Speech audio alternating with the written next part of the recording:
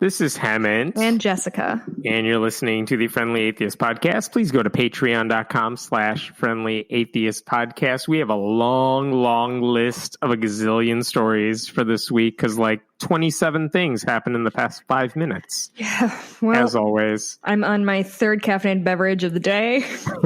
Speaking of which, I went to the grocery store and I found Diet Wild Cherry Pepsi, and I was the happiest person. Swear to God, I've ever every been. time I've gone to a store, I have checked for you because the same things happen. That's like toilet paper. That stuff is sold out and they don't make it anymore or something. I don't know what's going on because I can't find caffeine-free Coke either, which is... No, all the special type. It's like regular Diet, regular Coke, and nothing else. And so I grabbed all of them yesterday. Yeah, in World War II, women were drawing lines in the back of their legs so they wouldn't use nylon, and we're like, gotta hoard Diet Cherry Wild Pepper. I make sacrifices for the world. So brave. I know. Let's start with this thing with AOC because it does involve religion. So the backstory here, for those who somehow missed it, is that according to a report from The Hill, a publication in Congress that covers Congress, there was a conversation that took place in the hallways between Alexandria Ocasio-Cortez, the very progressive Democrat, and Representative Ted Yoho of Florida, who is retiring at the end of this year and basically a longtime conservative. And the report basically said that after they walked away from their confrontation, Yoho uttered the words, "She's an effing bitch." I'm sorry, are we not swearing on our podcast anymore? I guess we can, right? Yeah, she's a fucking bitch. And this was caught by a reporter. And basically he kind of denied it, but not really. And then he kind of apologized, but he didn't. And part of his quote-unquote apology said this: "I cannot apologize for my passion or for loving my God, my family, and my country." As if anyone was talking about his passion. 2, as if anyone was bringing up God like we were attacking him for being Catholic, which no one was. And then she delivered a follow-up response yesterday, which if you haven't had a chance to watch that video, it was good shit. It is really good because it's basically she wrote a political ad for the next several years to be used against any Republican, since no one's taking her side on this. Basically, no one's saying, "Yep, my colleague's a jerk, forget him." But anyway, I was shocked by the way he brought up God in his apology, as if we should all forgive him because he's a religious person. Right. I'm sorry. One more part of this is that he actually belongs to an organization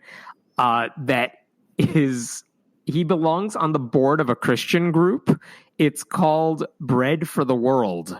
And this is Bread. It is a Christian-run nonprofit that actually tries to end hunger by directly lobbying the government to take action on that front. Which, all right, fine. I don't have a problem with that. Ted Yoho is on the board of that.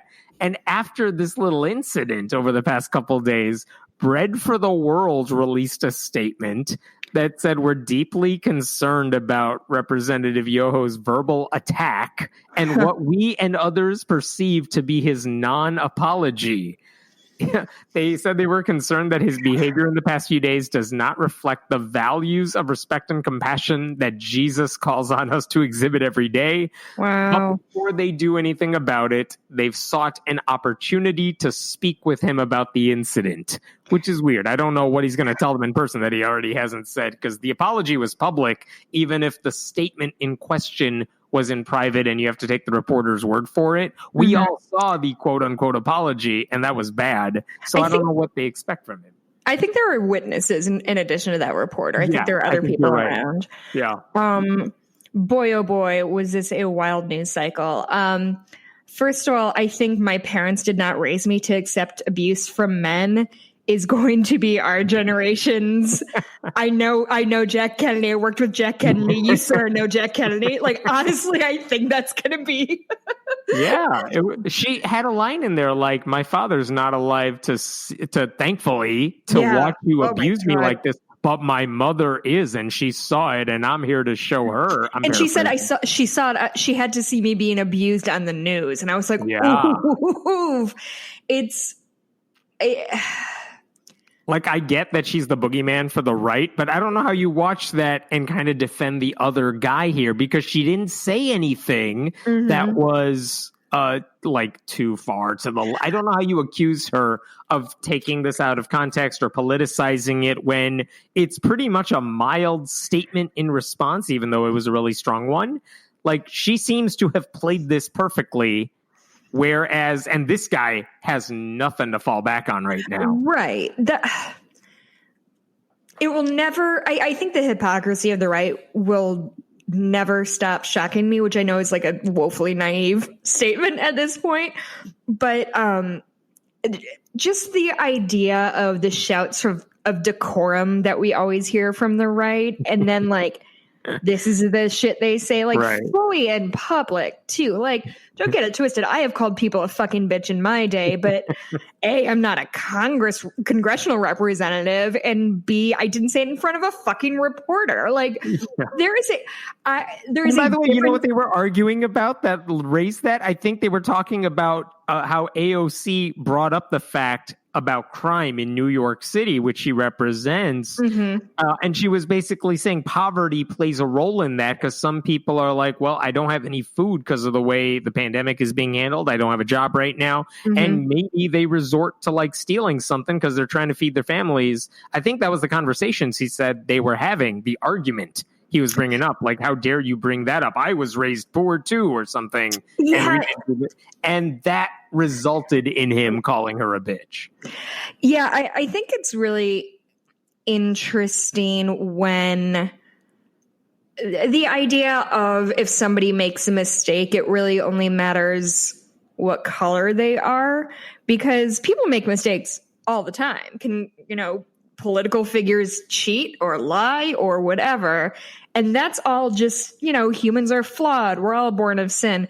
But if a Black person in a poor neighborhood gets busted for stealing because they have no other way of getting income, then that person is inherently evil. Like, it's so racist that it almost feels like too obvious of an example of racism. And it's similar. There's a thing trending on Twitter that's like, what's trashy if you're poor, or classy if you're rich, and like having children with multiple partners, getting subsidies from the government, all of this stuff that cheating on your spouse.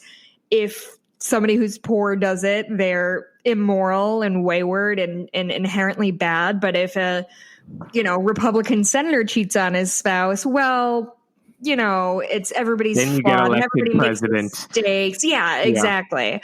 It's the margin for error that people of color live within is absurd. My favorite example on that list, being bilingual.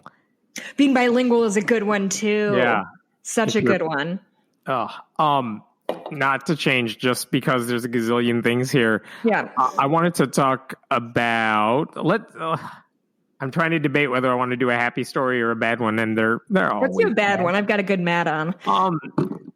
We've talked about Arkansas State Senator Jason Rapert before. He's the guy who puts the Ten Commandments monument in front of the state capitol building. I never thought I would know the name of a Arkansas state senator off the top of my dome like this. I barely know Illinois state senator.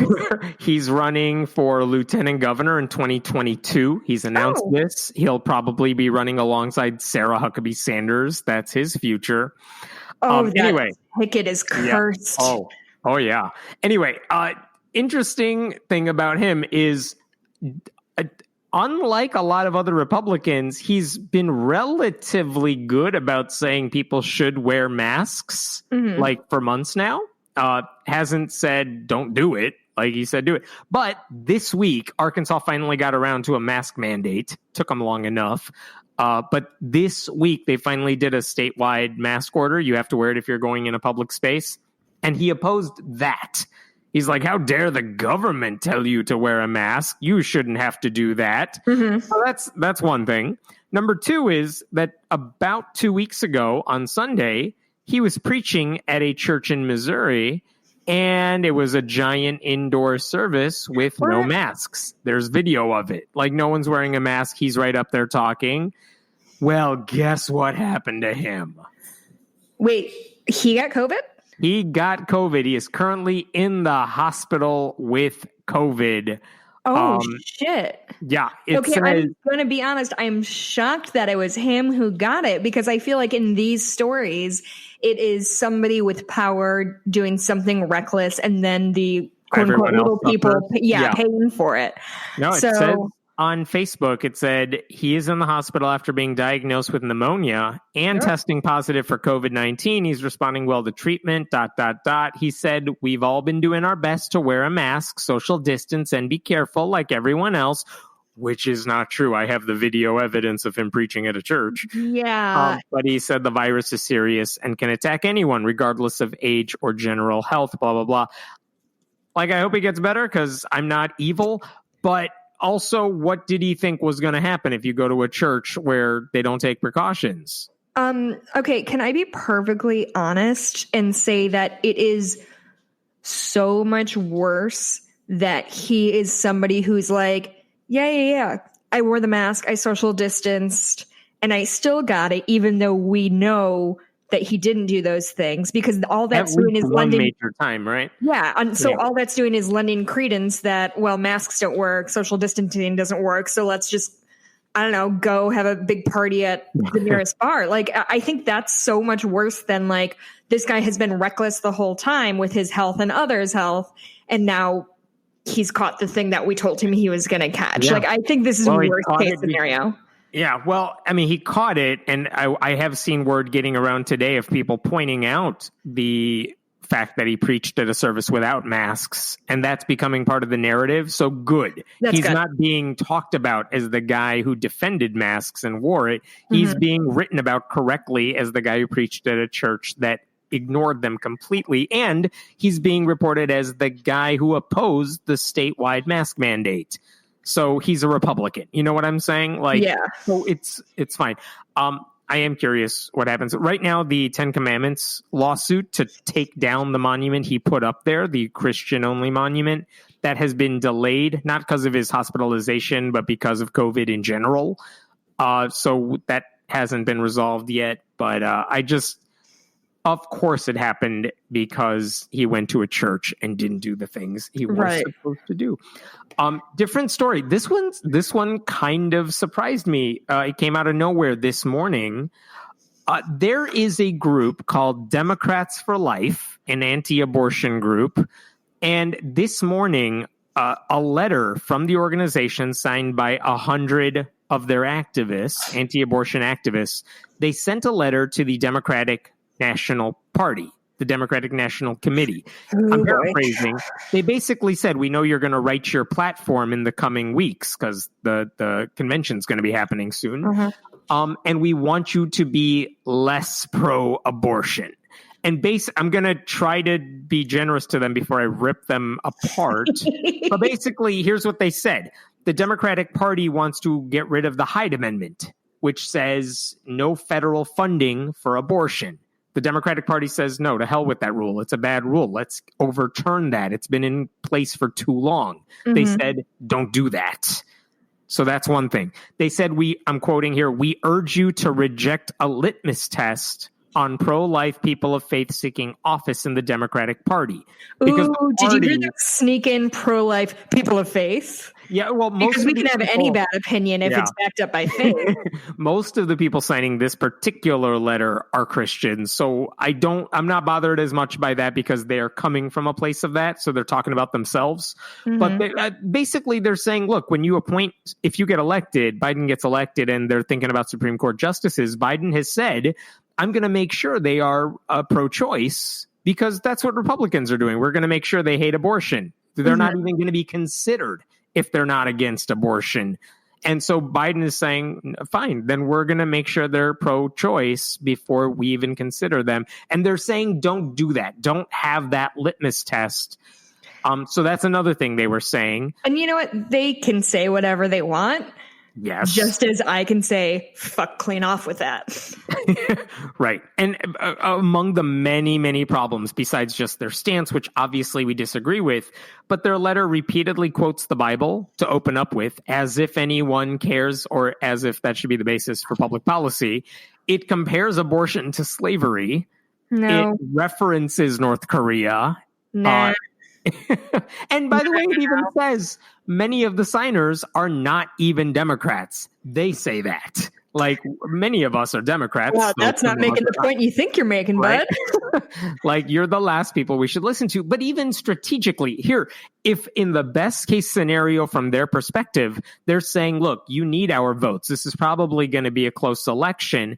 And in order to not alienate the 4 pro-life Democrats who are out there, like, you should adopt some of these positions so you don't, this is what I couldn't finish the sentence. So you don't what? Who are these people who are like, well, I was going to vote for Biden, but he's pro-choice, therefore to hell with the country, let another 140,000 people die of COVID, because, like, what are you going to do? I mean, I don't doubt that there are single issue voters out there, especially when it comes to abortion rights. But yeah, I mean, I agree with you. The hypocrisy of these people who might say, well, if Biden's too pro-choice, I'm going to go ahead and support the worst people ever because Donald Trump appoints anti-abortion everything. Like, right. You don't care about anything else. Mm-hmm. So you're the last people anybody in the Democratic side should be catering to.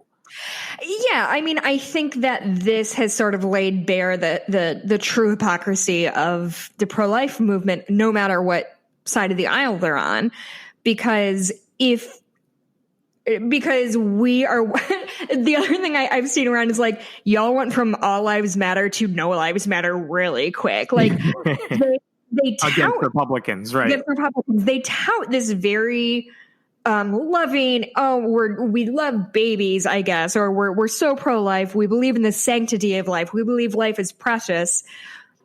But we can see, we've seen for decades, right, in their policies, they do not actually support anything of the sort. But now we're watching people die by the hundreds of thousands, and they are still kind of banging the drum of anti-abortion shit, even though full-on human beings who have like nervous systems and shit are dying. I think no matter how you feel about abortion, you cannot. I would be shocked if somebody tried to justify like, oh yeah. I think that abortion is a bigger risk to any given person than COVID right now. Mm-hmm.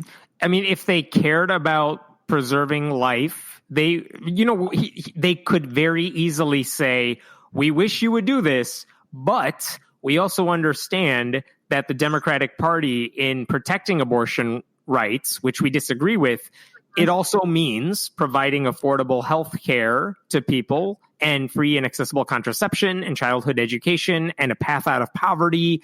And all of that helps lower abortion rates. So we agree with you on that, and we're going to urge our side to vote for you. And then after Biden's in office, we're going to do our part to persuade people we're right. That's at least understandable, I could see, from their perspective. But of course, they didn't say any of that. I'm looking at some numbers right here. Do you know off the top of your dome, Hemant, what percentage of Democrats identify as atheist? As atheists? Or nuns? Some nuns? Probably 30 to 40 somewhere.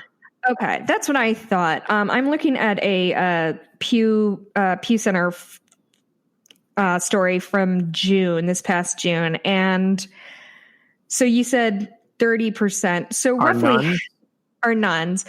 Roughly half of that, 17%, believe abortion should be illegal in all cases. Or, illegal in any cases. So illegal in most cases is 11. Illegal in all cases is 6. So they think that we're going to bend over backwards to court possibly 17%, the maximum of 17% of the Democratic vote, when we, as you frequently point out, are not courting the non-believer quote, which is a much bigger size. Right. And also, I want to know those 17% or whatever, are they going to vote for Republicans? Because then they don't have any principles on this matter anyway, so who cares?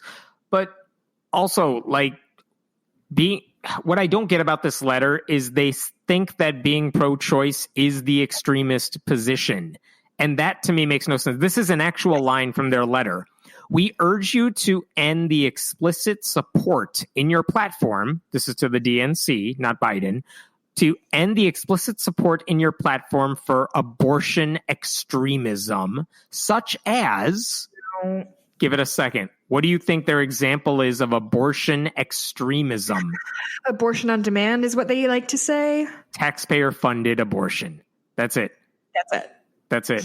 We urge you to end the explicit support in your platform for abortion extremism, such as taxpayer-funded abortion in America and overseas. Like, God, these people worship fetuses and they don't give it. I mean, I know it's an old joke.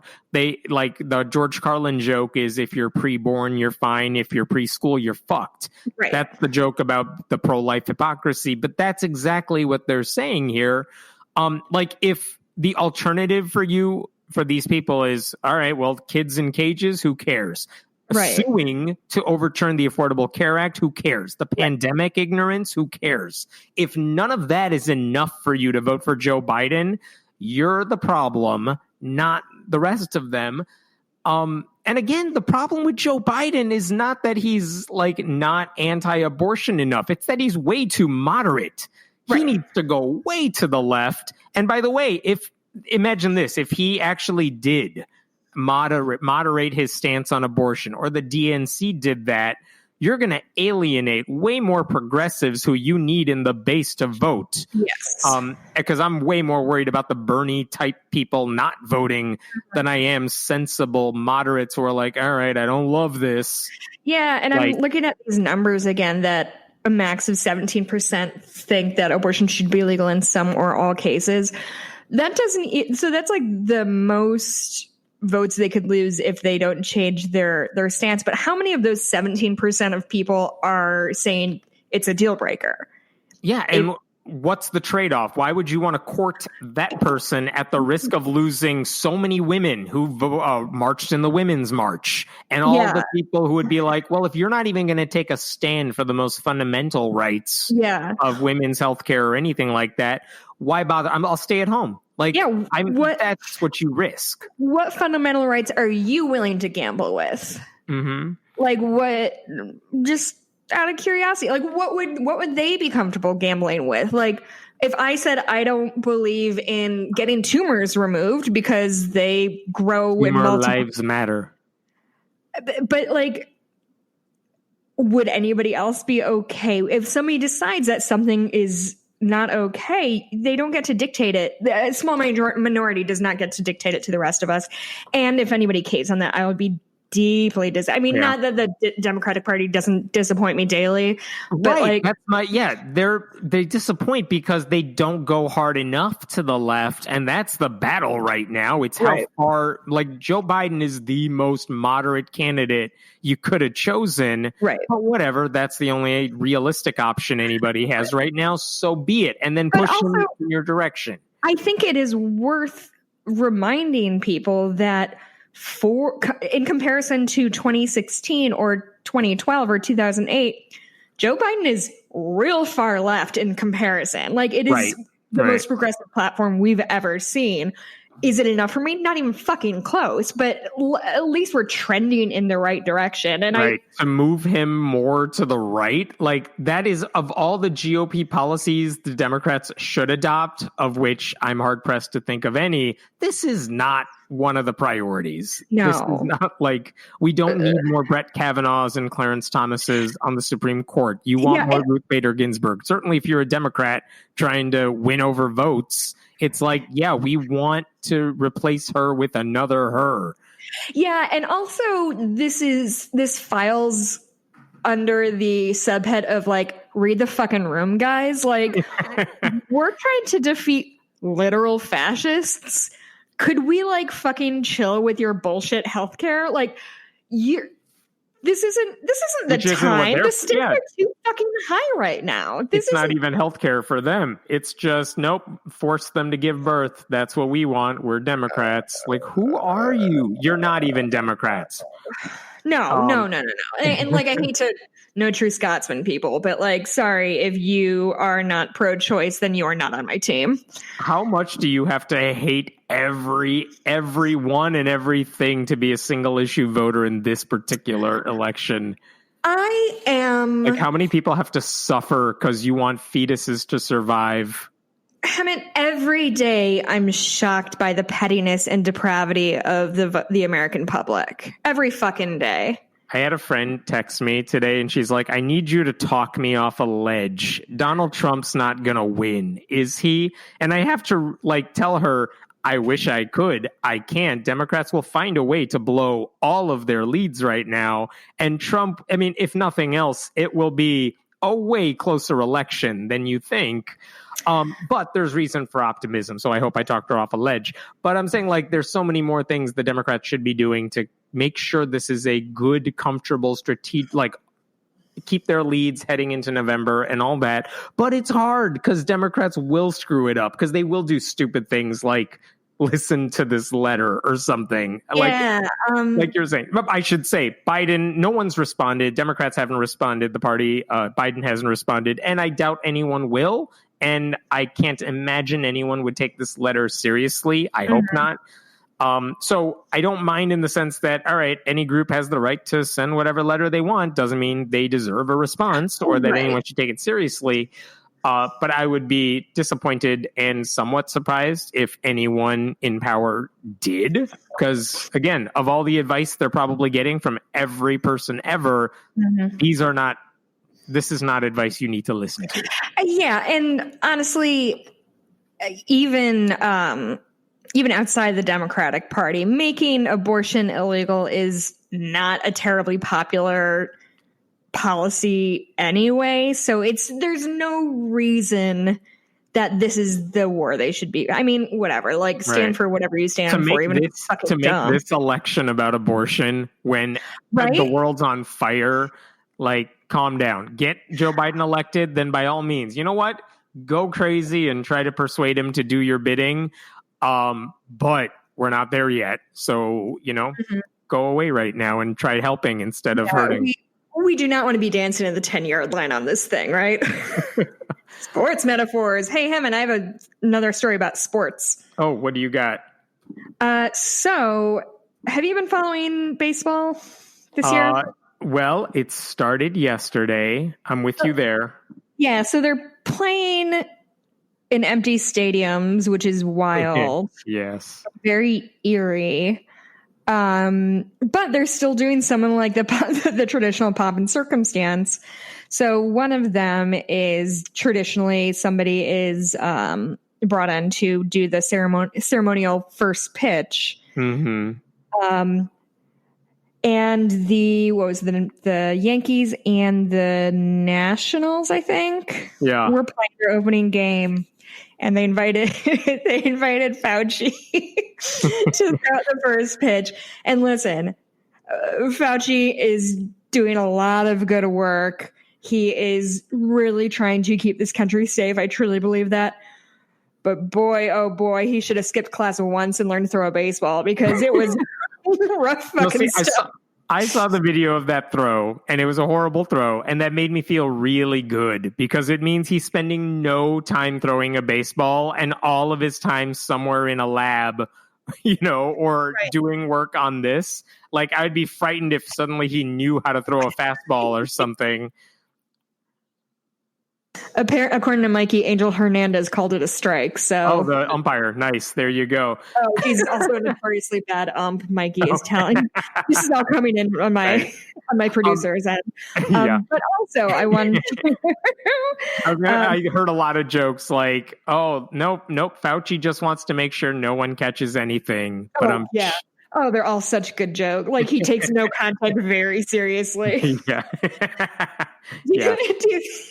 Do you think he told them to leave that ball sitting on its front porch for 2 days before picking it up?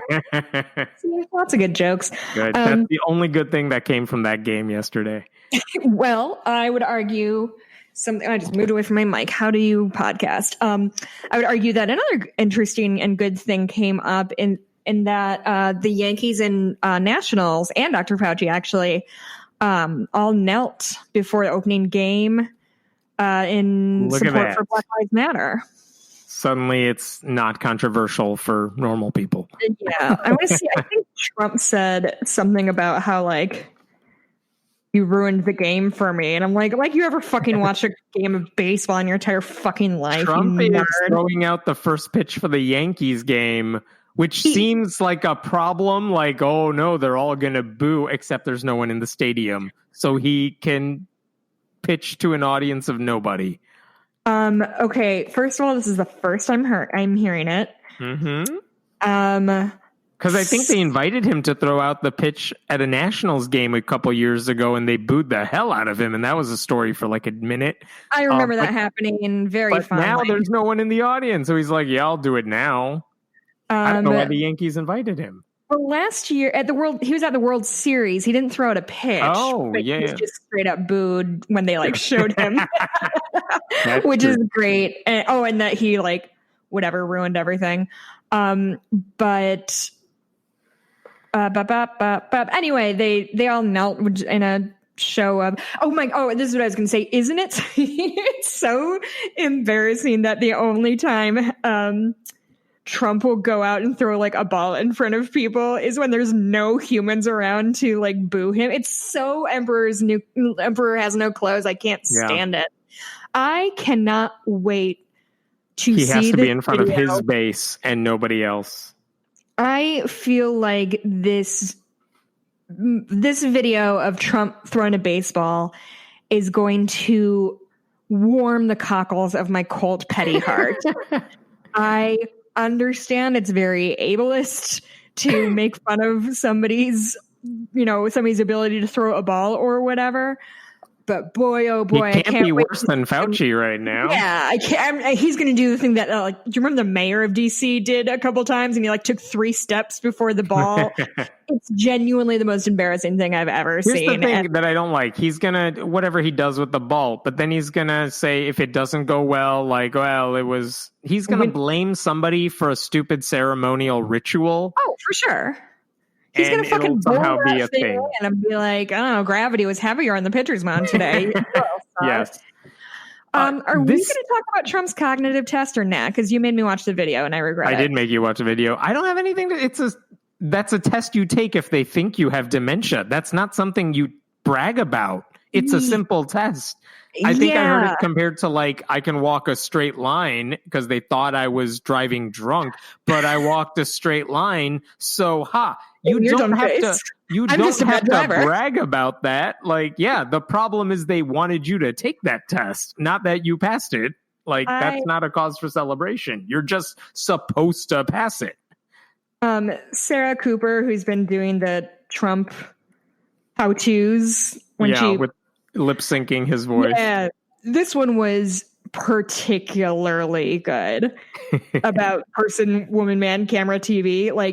It was extremely good. And oh my God, just watch. I don't know, man. I told him and I didn't want to watch it because I thought the existential dread would be too much.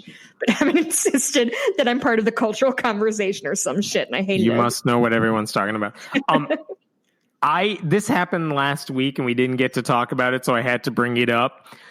We've talked about the new independent fundamentalist Baptist church. That's Steven Anderson. That's the sort of people who have their little strip mall churches that basically exist to say the worst things imaginable about women, about gay people. And I'll give you an example of it. One of Steven Anderson's acolytes is Roger Jimenez, who is a California preacher who a couple years ago after the Pulse nightclub massacre, he basically told his sermon the real tragedy was, quote, that more of them didn't die. He's also, like Anderson, a guy who said gay people should be executed by the government. Pro-life. If you ever say he personally is a threat to society, he'll say, no, I didn't say I would do it. I'm saying the government should. That's basically his out. Anyway, so this guy's a monster.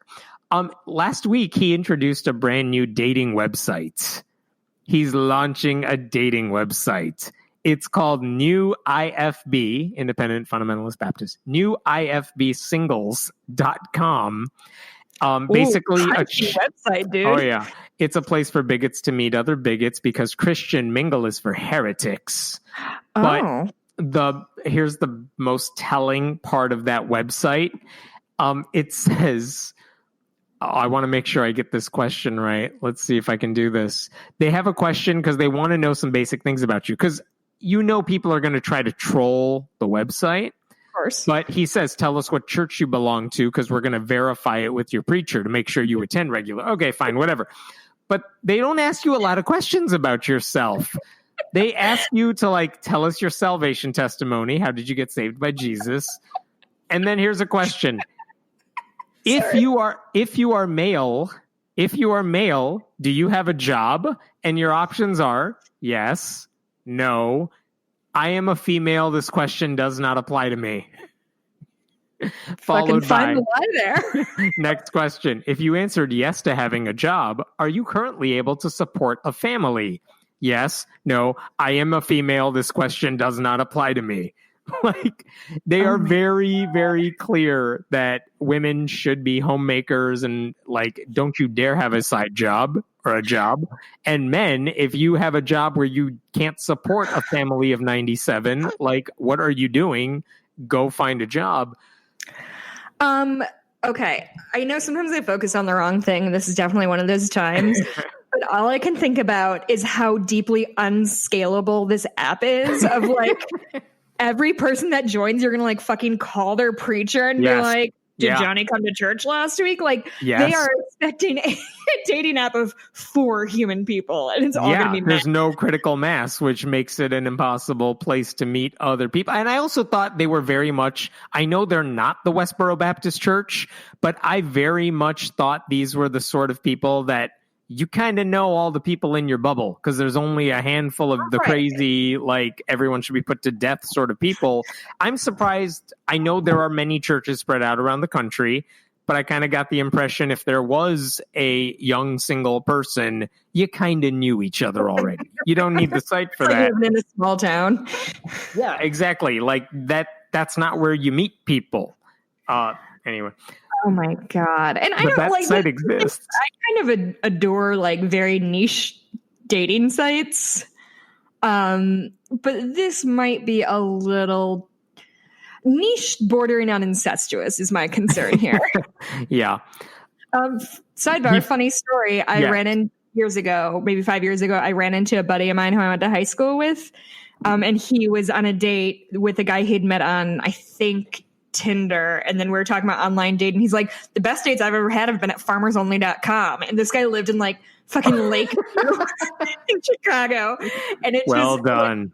Yeah, that farmersonly.com is a secret gay hookup site is just bullshit. Oh man, I'm sure those stories exist. I'm sure Christian mingle is a hotbed of craziness too. Before we move on, let me give a shout out to our sponsor. Being Reasonable is a new podcast hosted by Mark Solomon, in which he invites guests to ask them about just one belief. I believe in extrasensory perception and psychic phenomena, or I believe in the power of healing light, or I believe in the power of dreams. And instead of debating those guests, Mark engages in a series of questions to gauge the reliability of that belief and find out what it might take for the guest to revise the belief. So his goal is not to win a debate. It's to get people thinking more clearly about their thought process using what's commonly known as street epistemology. So if that's your bag, Being Reasonable is available wherever you get your podcasts. Check it out. And fans of this show especially will really like it. So thank you to Mark, and check out Being Reasonable. I wanted to go to this disturbing story from North Dakota, which is where we get all of our news. Really quick. Did you know Christian Mingle was forced to add options for LGBTQ people on their website? Oh, that was a while ago. Yes. Yeah, I didn't know. I was wondering if this place had a sexual identity questions. Like, are you straight? Absolutely did not. Okay, that's what I figured. And then I just started digging into Christian Mingle, and too now niche of a site. Yeah, it was too niche of a site to do anything. So in North Dakota, the North Dakota Republican Party sent out its proposed platform to all of its delegates months ago. And they said, we need you to basically approve our platform for the party. And so in April, everyone mailed back their approval. It was a 621 to 139 vote. Like, they approved it overwhelmingly, not an issue. That is more people than I thought lived in North Dakota. But that is 95% of their delegates. Everyone signed off on this. Well, it turns out this week, someone finally got around to reading it, which no one did. Because I'm going to tell you a few of the things they say in this platform. Here's what's not surprising. They oppose same-sex marriage. Of course they do. They're Republicans. But this is what it said. When it comes to anti-discrimination bills and sexual orientation, gender identity, anti-discrimination laws, they said, here's what we don't like about those bills. Those bills grant protection to voyeurs who wish to prey on members of the opposite sex. They said research has shown that the causes of lesbian, gay, bisexual, transgender compulsions are primarily developmental and not genetic. In other words, you choose to be all of those things. They said the anti-discrimination laws basically allow gay people to do recruiting for their lifestyles. And they said LGBTQ practices are unhealthy and dangerous, and they infect society at large. Oh, that's fun. It's extreme even for Republicans. And this week, it seems like all the prominent North Dakota Republicans are backing away from this thing. Mm-hmm. So you have the party's, North Dakota GOP's director saying, we regret any offense caused by the rhetoric, and that we would look at amending the language. There were three state senators, Republicans, said they stand in solidarity with the LGBTQ community. The Republican U.S. representative, the one that they have, said we need to do a lot better in response to the resolution. Their senators said they were disappointed. Their U.S. senators said they were disappointed. Even the governor said there is no place for the hurtful and divisive rhetoric in the GOP resolutions, which makes me think he's never heard of his own party. Here's the problem. That extreme language is not unique to these people. It's not even surprising for North Dakota Republicans. This is basically what the GOP stands for at a national level. This is what Republicans believe. Right. It's not surprising that they put this in their platform. My guess is no one even noticed because it wasn't that extreme until you kind of pointed out to them.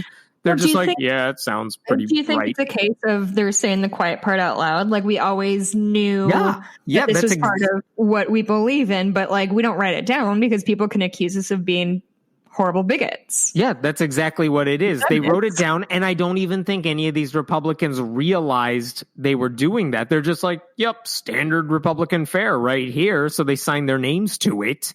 And one guy who's the party chairman, defended it by saying the party is, quote, definitely not, unquote, anti-LGBTQ, but he wouldn't comment anymore about the platform. And just to be clear, the actual National Republican Party's platform doesn't use that extreme language, but it does say things like traditional marriage is based on one man and one woman, and that's the foundation for a free society. And we do not accept the Supreme Court's redefinition of marriage. They say all the same type of stuff without using the blunt force direct language. But yeah, just to be, and by the way, also in the North Dakota GOP's platform, because I was looking through it when I was looking at this thing, they also support the posting of the 10 Commandments, which says you should die if you do any of those things on that list. It says abstinence only, sex education is the only way to go. It says we should teach creationism. That's hard. The anti-LGBTQ stuff is bad, but everything they support is bad. Mm-hmm. So, yeah, I mean, I'm very interested that that's some people's breaking points. Like, that's what it took. This like overt language, even though y'all believe that, y'all stand for it. Ugh, I don't know. Yeah. Okay.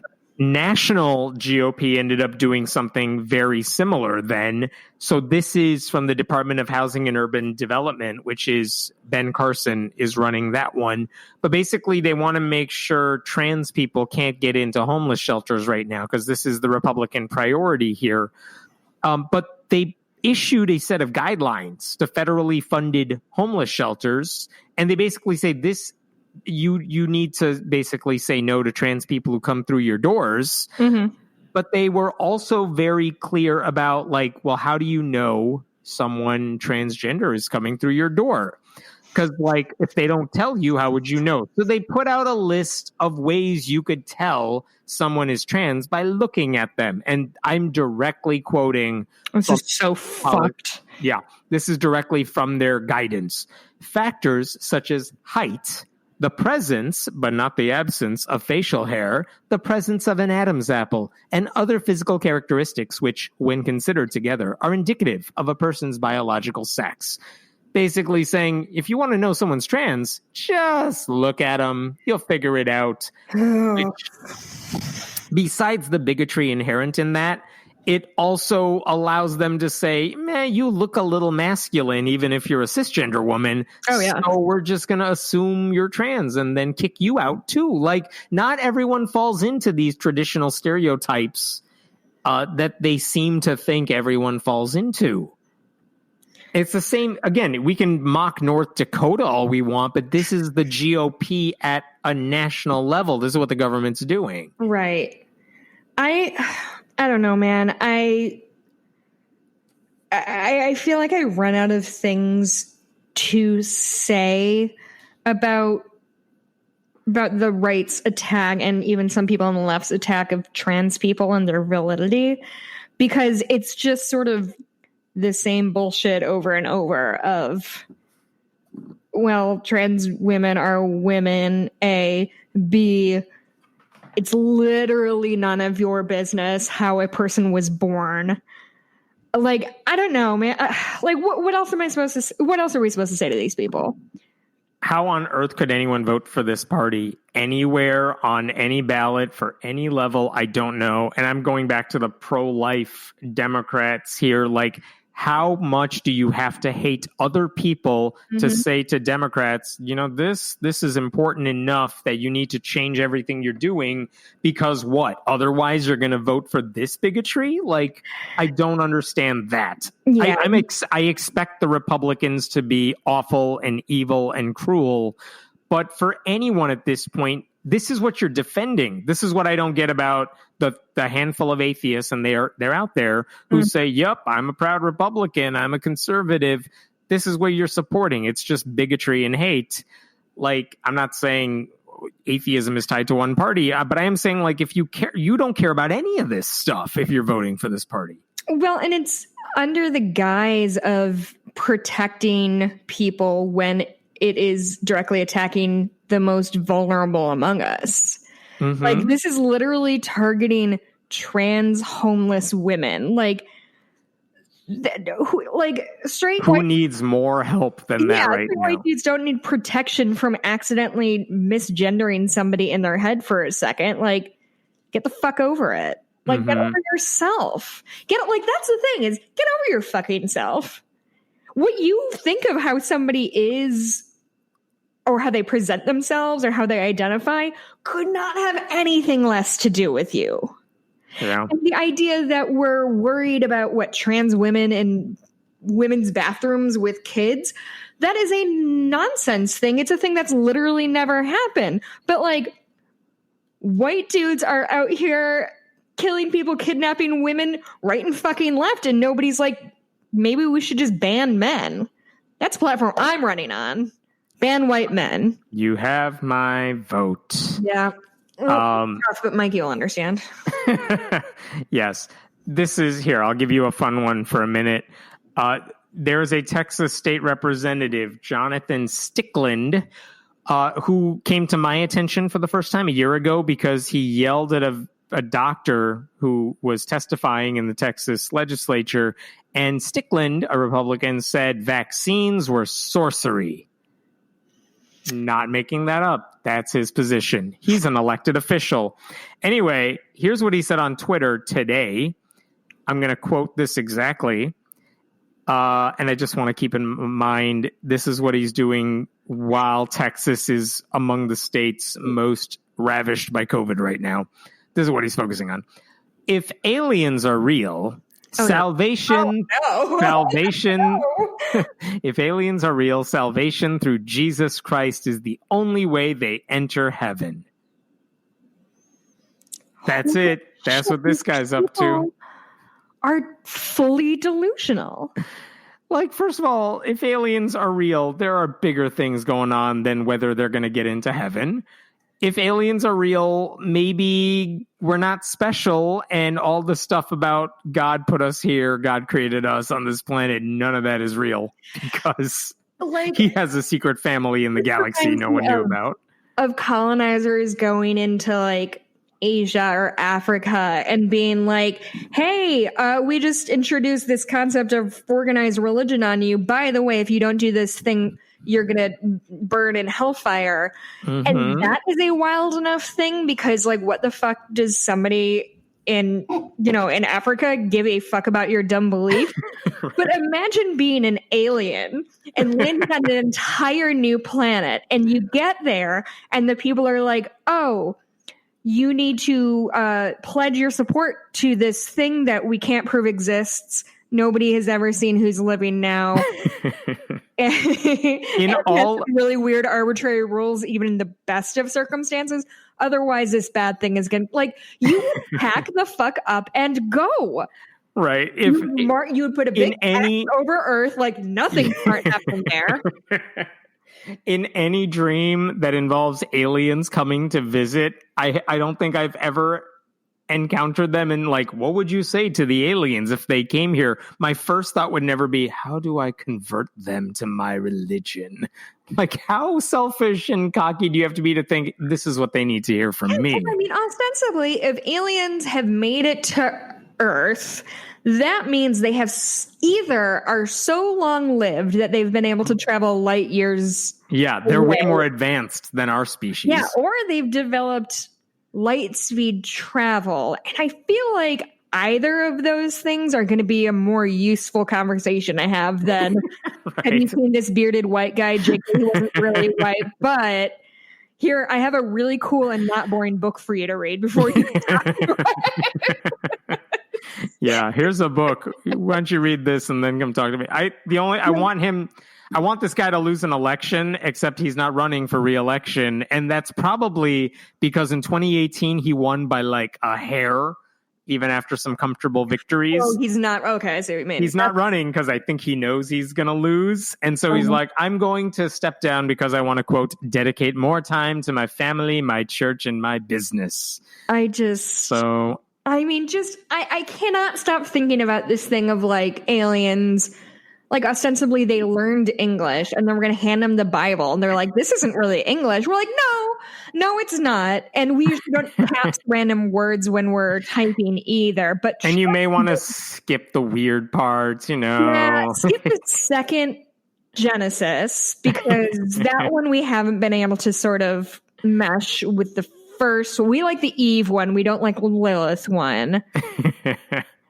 By the way, I just want to say this to anyone who's ever had self-doubts about running for office, because you're like, maybe I'm not qualified, maybe I'm not smart enough. You are, because this guy is an elected state representative who I assure you has never had self-doubts about anything. If you listen to this podcast, it means you are either scientifically minded or open to scientific accuracy. You can listen to a human woman and a person of color talk.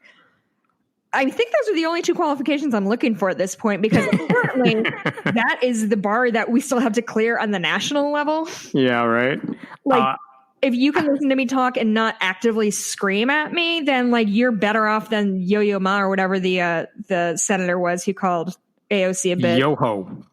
I'm going to stick with Yo-Yo Ma. Yeah, there you go. how much do you know about the 1619 Project? So the New York Times released that last year, saying like it's the 400th anniversary of slavery. Of the first arrival of Africans in Virginia. Yes. Sorry, I was thrown off because Joe Biden says he'll select his running mate in a few days. Ooh, is that I don't know what No. I think it's just give me money. Anyway, 1619 Project. Yes, when the first slave ships came to America, and that is kind of the foundation of our country, and we should look at it that way, right? Something like that.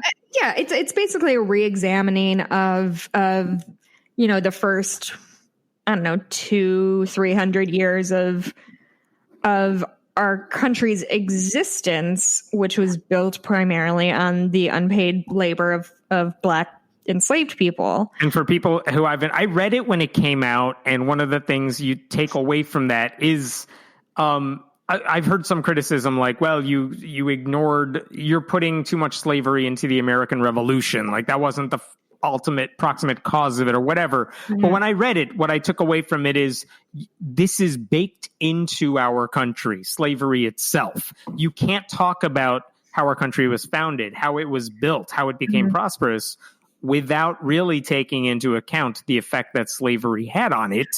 Yeah. And it was a lot of articles written by historians and columnists and people who studied this stuff saying this is the impact it had on all these different areas. So that's the 1619 Project.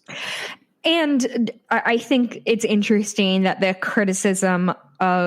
of the criticisms is that it places too much emphasis on the importance of on slavery and how it shaped our country. Whereas right now we put zero emphasis on it until we get up to like the Civil War. And then we, argue about states' rights versus right to slavery.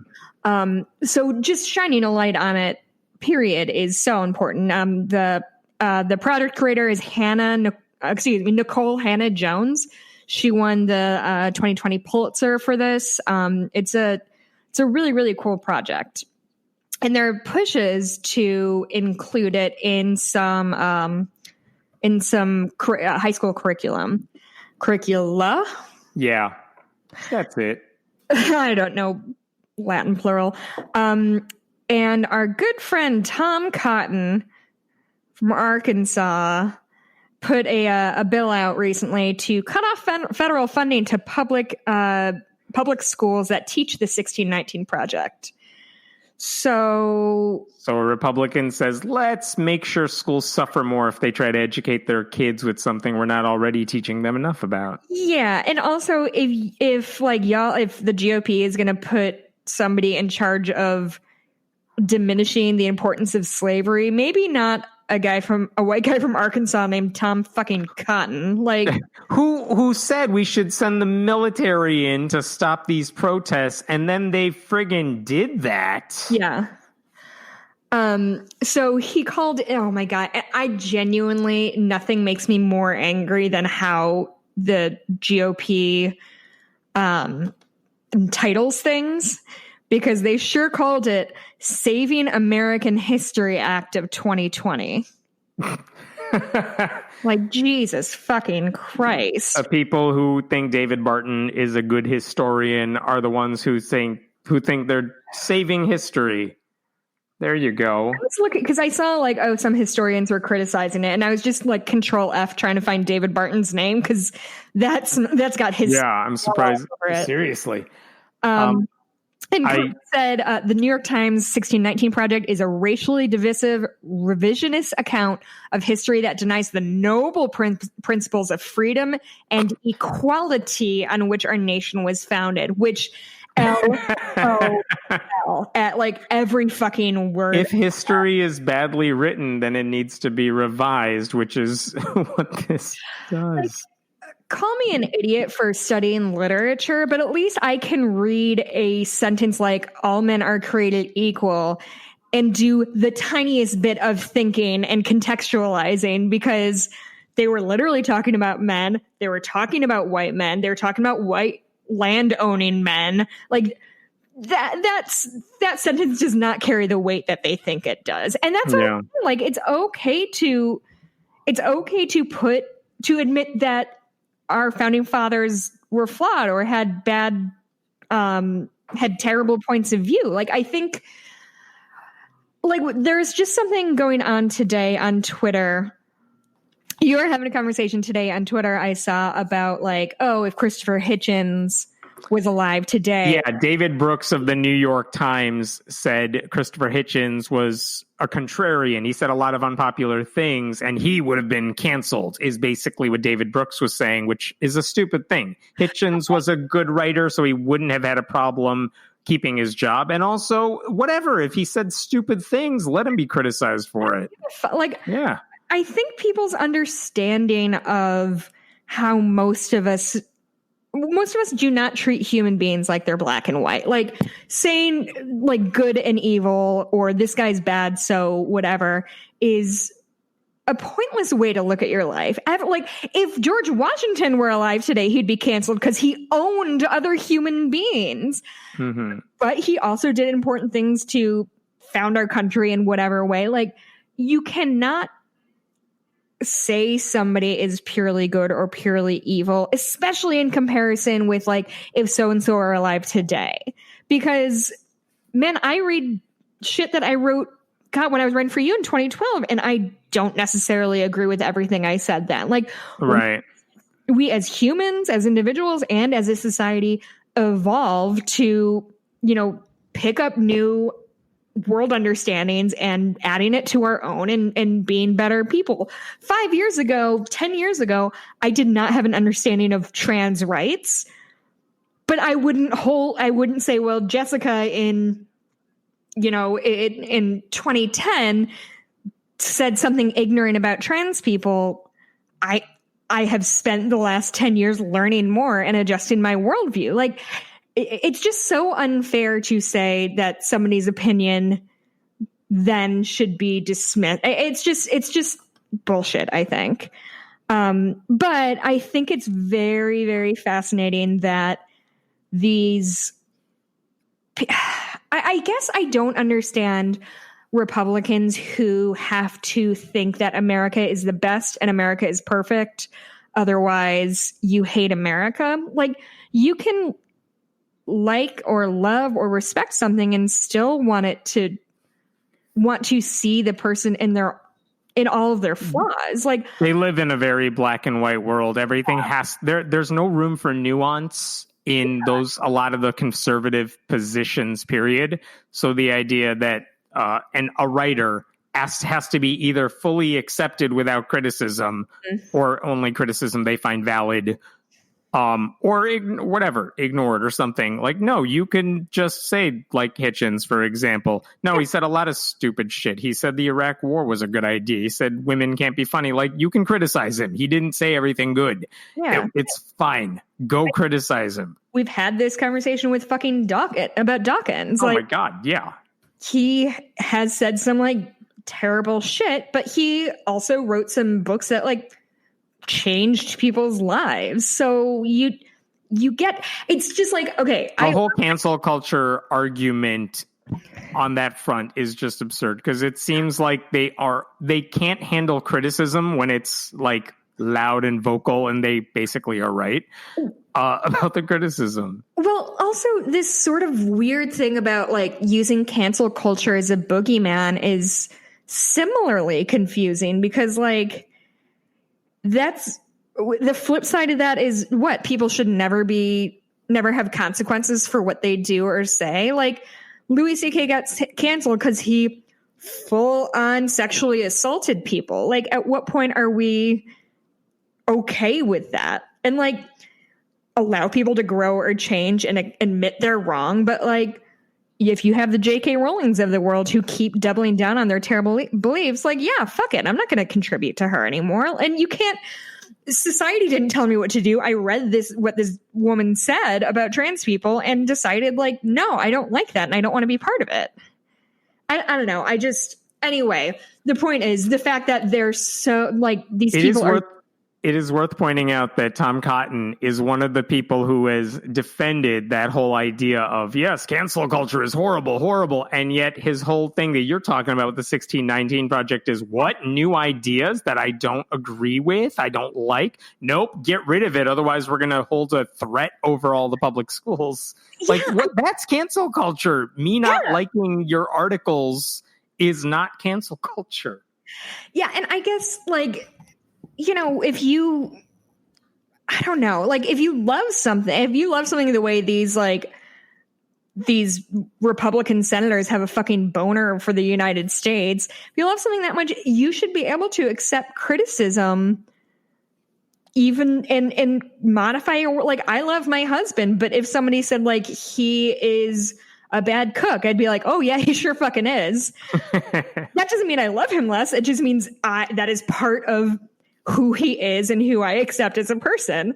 If I needed him to cook, it doesn't matter. That got off the rails. But it's just really wild to me that they think denying that slavery was, like, what, as big a problem as we think it was? Like, what does Tom Cotton get out of that? Yeah, what constituency are they courting?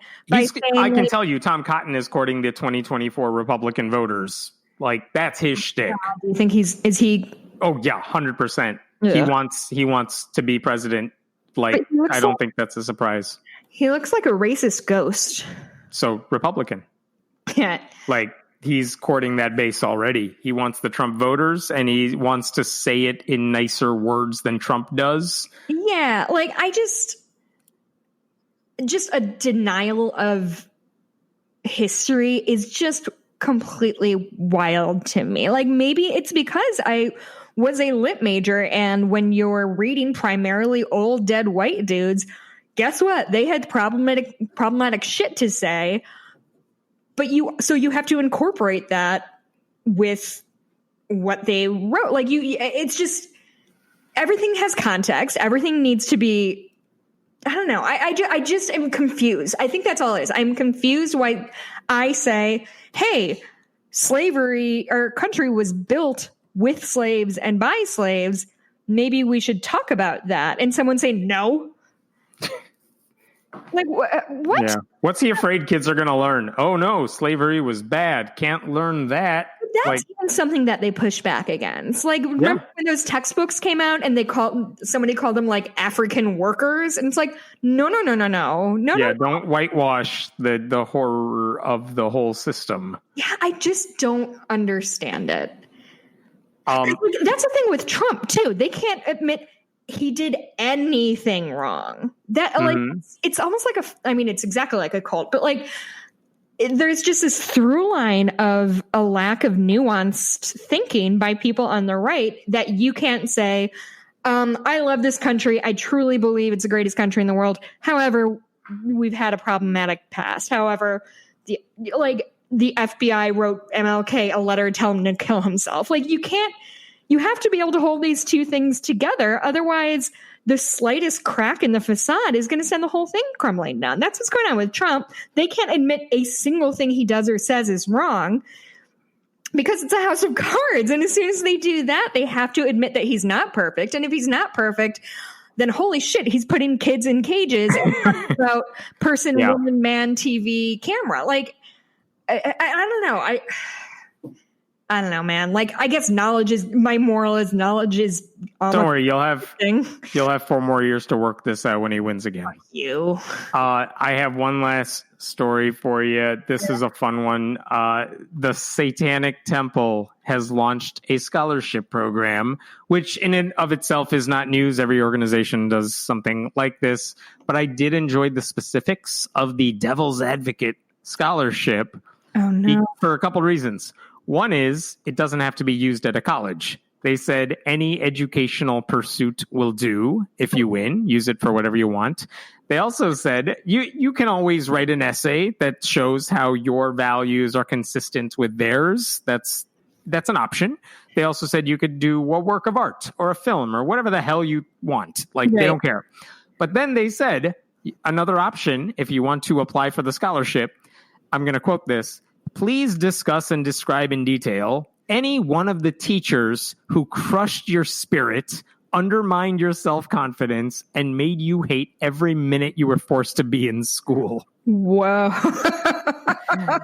Tell us about someone who hurt your education growing up, and we'll reward you so you can get a real education, in a sense. So that's a $500 scholarship.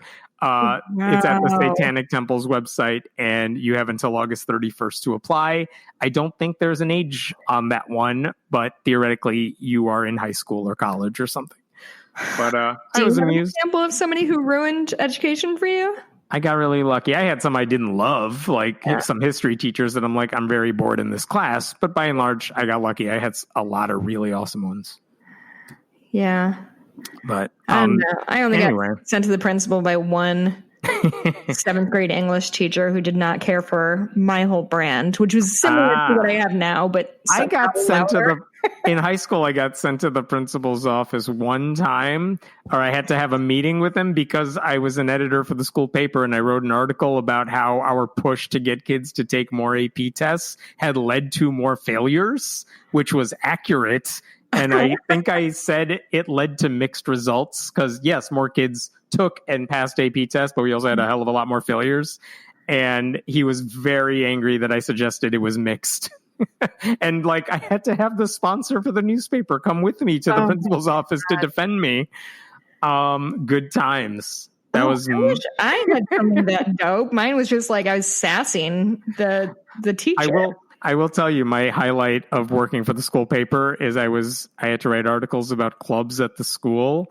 And there was an article about chess club. How do you make that fun and interesting? Well, I will tell you, there was a song by the group Prodigy called Firestarter when we were in high school. And so playing on a lyric in that song, I titled the headline for that article about chess club was "Smack My Bishop."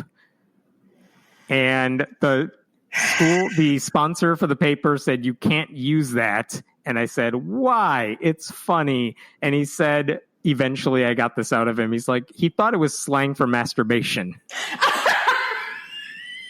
And myself and all the other kids on the staff were like, no, that's not what it means. It's a lyric from this song that you've never heard of. And he's like, fine. And so we got to keep it in, which is actually way worse because the actual lyric in the song is not any better. Thank you. You got it. You got there before me. I thought I was to lecture you on why that's a problematic phrase, which I used a lot during one of the Blackhawks Stanley Cup playoffs.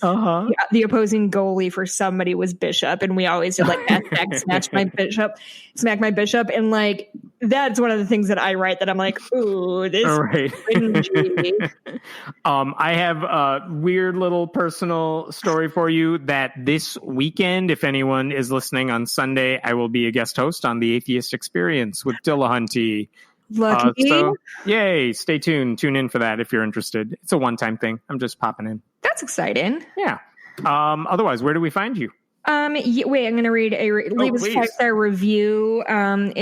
We still have to watch that fucking Kirk Cameron movie. We're doing that soon. It's hard because my kids, I never know when they're home or not. So it's hard to schedule it with you because if they're around, nothing's getting done. We're only recording this now because they're not here right now. So yeah, at like 11, I was like, when do you want to record today? Usually he's like, I don't know, tonight sometime. And he's like, can you do an hour? I was like, well, this is my second day of work on a new gig. So I guess I'm due to take 2 hours off of work. Yes. So this is from Silly Babs 2570. Amazing podcast. I love your podcast. You guys are amazing and brutally honest, which I love. Keep up the great work. Oh, thank you, Babs. Somebody who I'm assuming is named Barbara and just celebrated her 50th birthday. Thank you. Yeah. But you can follow me on Twitter at Blueberry, BLUEBURIE. I'm at Hemant Mehta, or go to friendlyatheist.com. Yeah, you can email us at friendlyatheistpodcast@gmail.com. Check out merch on our store. My Etsy shop is Bitches Get Stitched Done. I'm doing a lot of custom work for listeners. Thank you guys. And if you want to listen to more of me, You can either check out our Patreon for $3 a month. You will have access to 5,000 bonus episodes. Most of which are me and my husband discussing various movies that we've seen recently. And we just, I don't want to say. So this month, my husband has not been watching any movies directed by white men. And so we watched Inside Man, which is a Spike Lee movie from 2006. Holy shit, that movie is good. Holy shit, it's so good. And I tried to convince him it was child friendly because they only said cunt once. So anyway, I don't think I saw that one. But Mikey and I did we probably talked for like 2 hours about that one. It was so much fun to talk about a good movie because we have watched some stinkers.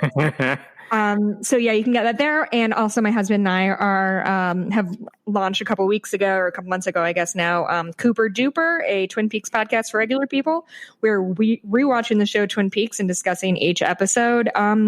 And it's been a lot of fun. My husband was a film major, so he always has like interesting insights on the filmmaking aspects, where I tend to focus more on language and character development and such. Anyway, that's all the words I'm going to say. This is so weird. Now I have to go back to work. Like usually we finish this and it's like late afternoon, early evening, and I can just go down. Now I have to write copy about furniture, and it just feels really low stakes.